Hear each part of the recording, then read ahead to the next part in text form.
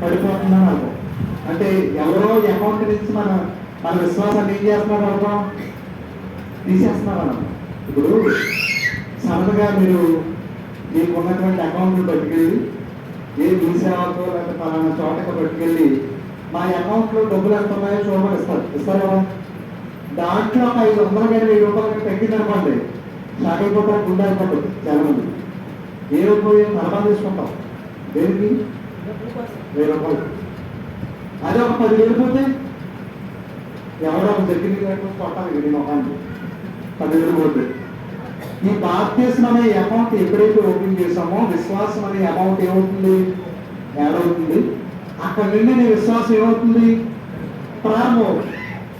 ఈ ప్రారంభం అనే ఈ విశ్వాసాన్ని ఎప్పటి వరకు కొనసాగించాలి, ఎప్పటి వరకు కొనసాగించాలి, ఎప్పటి వరకు కొనసాగించాలి, మరణం పర్యంతం వరకు ఆ విశ్వాసాన్ని కొనసాగించాలి.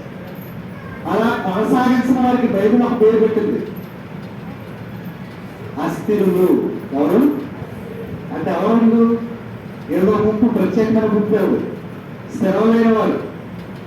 చూడండి, కోతులు చూసారు ఎప్పుడైనా, ఆ చెట్టు మీద నుంచి ఈ చెట్టు మీద, ఈ చెట్టు మీద నుంచి ఆ చెట్టు మీద ఏమవుతుంటుంది, జంప్ చేస్తుంటాయా, అలాంటి వాళ్ళు అస్థిరులు.